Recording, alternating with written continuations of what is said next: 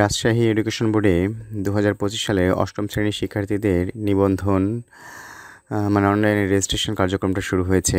তার জন্য একটা চিঠি ইস্যু হয়েছে, সেটা আমরা পেতে পারবো রাজশাহী এডুকেশন বোর্ড .gov.bd এই ওয়েবসাইটে গিয়ে। তো এখানে জরুরি বিজ্ঞপ্তি আকারে চিঠিটা প্রকাশ করা হয়েছে। এখানে যে বিষয়টা লেখা আছে, রাজশাহী শিক্ষা বোর্ডের অধিভুক্ত নিম্ন মাধ্যমিক ও মাধ্যমিক পর্যায়ে পাঠদান বা স্বীকৃতিপ্রাপ্ত বিদ্যালয়, মহাবিদ্যালয়ের প্রধান শিক্ষক অথবা অধ্যক্ষগণের এবং অষ্টম শ্রেণীর পাঠদানের অনুমতিপ্রাপ্ত সরকারি প্রাথমিক বিদ্যালয়সমূহের প্রধান শিক্ষকগণের অবগতির জন্য জানানো যাচ্ছে যে ২০২৫ সালে অষ্টম শ্রেণীতে অধ্যয়নরত শিক্ষার্থীদের অনলাইনে রেজিস্ট্রেশন ও হার্ডকপি প্রস্তুত করার জন্য প্রত্যেক শিক্ষার্থীর ছবি, জন্ম নিবন্ধন, পিতামাতার এনআইডি ও পিইসি সনদের ফটোকপি সংগ্রহ করবেন। তাদের নামের তালিকা বাংলা এবং ইংরেজিতে কম্পিউটারে প্রস্তুত করে শিক্ষার্থী প্রতি ২৮২ টাকা, বিলম্বের ক্ষেত্রে ৩৩২ টাকা হারে সচিব, মাধ্যমিক উচ্চ মাধ্যমিক শিক্ষা বোর্ড রাজশাহীর হিসাব নম্বর SND 36000068, সোনালী ব্যাংক গ্রেটার রোড শাখা, রাজশাহী বরাবর সোনালী ব্যাংকের যে কোনো শাখা হতে সোনালী সেবার মাধ্যমে টাকা জমা দিয়ে ব্যাংক কর্তৃক স্বাক্ষরিত সোনালী সেবা রসিদের মূল এবং ফটোকপি, বর্তমান কমিটি ও মঞ্জুরির কাগজ এবং বাংলাদেশ স্কাউট রাজশাহী অঞ্চলের সদস্য ফি ৪০০ টাকা প্রদানের মূল রসিদের ফটোকপি সহ ৩ সেট একত্রে নতুন ভবনের তৃতীয় তলায় হিসাব আয় শাখায় জমা করতে হবে। হিসাব শাখা কর্তৃক স্বাক্ষরিত ২ সেটের মধ্যে ১ সেট প্রতিষ্ঠানের অফিস কপি হিসেবে রেখে বাকি ১ সেট জেএসসি নিবন্ধন শাখায় জমা দেওয়ার জন্য জেলাওয়ারি তারিখ নিম্নে প্রদত্ত হলো। এখানে প্রত্যেক জেলার আলাদা আলাদা তারিখ নির্ধারণ করা হয়েছে। যেমন এখানে জেলার নাম আছে ৮টি: রাজশাহী, নবাবগঞ্জ, নাটোর, নওগাঁ, পাবনা, সিরাজগঞ্জ, বগুড়া এবং জয়পুরহাট। সোনালী সেবার মাধ্যমে টাকা জমাদানের শুরুর তারিখ এটা হচ্ছে ২৩/৯/২০২৫ থেকে শুরু করে ৫/১০/২০২৫ পর্যন্ত সকল জেলা এই তারিখে টাকা জমা করতে পারবে এবং বিলম্ব ফি সহ সোনালী সেবায় টাকা জমা দেওয়ার তারিখ হচ্ছে ৬/১০/২০২৫ থেকে ১৫/১০/২০২৫ পর্যন্ত। এবং এখানে সোনালী সেবার রসিদ জমার তারিখ কিন্তু প্রত্যেক জেলা ওয়াইজ আলাদা আলাদা করা আছে। যেমন রাজশাহী জেলায় হচ্ছে ১৯ তারিখ, নবাবগঞ্জ ২০ তারিখ, নাটোর ২১/১০, নওগাঁয় ২২/১০, পাবনায় ২৩/১০, সিরাজগঞ্জে ২৬/১০, বগুড়ায় ২৭/১০ এবং জয়পুরহাটে ২৮/১০।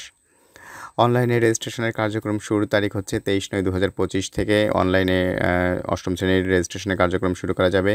অনলাইনে রেজিস্ট্রেশন কার্যক্রম শেষের তারিখ হচ্ছে ১৫/১০/২০২৫ এবং এই যে হার্ড কপিটা রেডি হবে সেই হার্ড কপি জমাদানের তারিখ হচ্ছে ৩০/১০/২০২৫। এখানে একটু দৃষ্টি আকর্ষণ দিয়ে দিচ্ছে, নিবন্ধনের কাজ শুরুর পূর্বে চিঠিটি মনোযোগ সহকারে কয়েকবার পড়া বাঞ্ছনীয়। নির্ধারিত তারিখের পর নিবন্ধন সংক্রান্ত কোনো আবেদন গ্রহণ করা হবে না, তবে বিশেষ দ্রষ্টব্য অনুসরণ করা যেতে পারে। উল্লেখিত তারিখের মধ্যে শিক্ষার্থীদের তালিকা কম্পিউটারে বাংলা এবং ইংরেজিতে কম্পোজ করে প্রতিষ্ঠানের নিজস্ব প্যাডে কোড নং, EIN, ডাক, থানা এবং উপজেলা, হালনাগাদ টেলিফোন নাম্বার, ইমেইল অ্যাড্রেস সহ কম্পিউটারাইজড ফরওয়ার্ডিংয়ের মাধ্যমে দাখিল করতে হবে। হাতে লেখা ফরওয়ার্ডিং গ্রহণ করা হবে না। নিবন্ধন সংক্রান্ত কোনো জটিলতার জন্য বোর্ড কর্তৃপক্ষ দায়ী থাকবে না, প্রতিষ্ঠান প্রধানই সম্পূর্ণরূপে দায়ী থাকবে এবং বিষয়টি অতীব জরুরি। এখানে যে কিছু নির্দেশনা দিয়ে দিয়েছে, এই নির্দেশনা প্রত্যেক বছরই সম্ভবত এক ধরনের নির্দেশনাই থাকে। তারপর আমি একটু আলোচনা করি। জেএসসি পরীক্ষায় অংশগ্রহণকারী শিক্ষার্থীদের বয়স অষ্টম শ্রেণীতে ভর্তির সময় ২০২৫ সালের ১ জানুয়ারি 11+ এবং সর্বোচ্চ ১৭ বছরের নিচে হতে হবে এবং বিশেষ চাহিদা সম্পন্নদের জন্য ২২ বছর, অর্থাৎ এখানে ১১ বছর থেকে শুরু করে ১৭ বছর পর্যন্ত, ১৭ বছরের নিচে পর্যন্ত জেএসসির জন্য আবেদন করতে পারবে এবং যারা বিশেষ চাহিদা সম্পন্ন তারা ২২ বছর পর্যন্ত করতে পারবে। শিক্ষার্থীদের পিতামাতা এসএসসি বা সমমানের সনদধারী হলে তাদের মূল সনদ অনুযায়ী পিতামাতার নামে এন্ট্রি করতে হবে। যদি শিক্ষার্থীর বাবা মার সার্টিফিকেট থাকে তাহলে রেজিস্ট্রেশন করার সময় তাদের বাবা মায়ের নাম সার্টিফিকেট অনুসারে দিতে হবে। যাদের সার্টিফিকেট নেই, পিতামাতার সার্টিফিকেট না থাকলে তারা জন্ম সনদ বা জাতীয় পরিচয়পত্র অনুযায়ী এন্ট্রি করবে অথবা প্রাথমিক শিক্ষা সমাপনী পরীক্ষার সনদ অনুযায়ী কিন্তু এন্ট্রি করতে হবে। এবার আরেকটা গুরুত্বপূর্ণ বিষয়, শিক্ষার্থীর নিজের নাম বা পিতামাতার নামের পূর্বে কিন্তু মিস, মিসেস, জনাব, মিস্টার, মৌলভী, আলহাজ, অধ্যাপক, ব্যারিস্টার, ইঞ্জিনিয়ার, কর্নেল, ডাক্তার কোনো ধরনের পদবি কিন্তু নামের আগে ব্যবহার করা যাবে না। শিক্ষার্থীর তালিকা ও হার্ডকপি শিক্ষার্থীদের পিইসি সনদ, জন্ম নিবন্ধন, পিতা ও মাতার এনআইডি মূলে প্রস্তুত করতে হবে। অনলাইনে নিবন্ধন সংক্রান্ত কার্য সম্পাদনের পর বোর্ডের অনুমতি ব্যতীত অষ্টম শ্রেণীতে অধ্যয়নরত শিক্ষার্থীদের টিসি বা ছাড়পত্র প্রদান করা যাবে না। মানে একবার রেজিস্ট্রেশন হয়ে গেলে এরপর কিন্তু বিদ্যালয়ের টিসি ছাড়া কিন্তু অন্য বিদ্যালয়ে সে যেতে পারবে না। কোনো শিক্ষার্থী বিদ্যালয় পরিবর্তন করতে চাইলে বদলির কারণ উল্লেখ সহ উভয় বিদ্যালয়ের সুপারিশক্রমে আবেদনপত্রে বিদ্যালয় পরিদর্শকের স্বাক্ষরপূর্বক ১,০০০ টাকা বদলি ফি জমা প্রদান করে আদেশের জন্য জেএসসি নিবন্ধন শাখায় জমা দিতে হবে। তবে ওই বিদ্যালয়ের পঠিত পূর্বের বিষয়গুলোর সাথে মিল থাকতে হবে।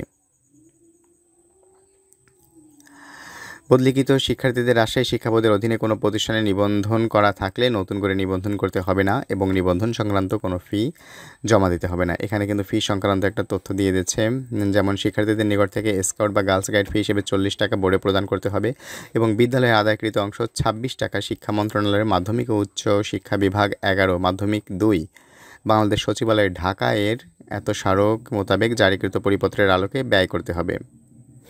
জেএসসি নিবন্ধনের লক্ষ্যে ইতিপূর্বে সরবরাহকৃত first password and second password বলবৎ থাকবে। মানে আগে যে পাসওয়ার্ডটা ছিল সেটাই থাকবে। পাসওয়ার্ডের শূন্য বলে কোনো কিছু নেই। অনলাইনে কাজের সময় কোনো সমস্যা হলে সাহায্যের জন্য একটা নাম্বার দিয়ে দিয়েছে, সে নাম্বারে যোগাযোগ করতে হবে। আর যে বিস্তারিত বিষয়টা লেখা আছে সেটা খুব একটা গুরুত্বপূর্ণ না, তারপর এই চিঠিটা আপনারা বোর্ড থেকে ডাউনলোড করে কিন্তু আপনারা পড়ে নিতে পারবেন।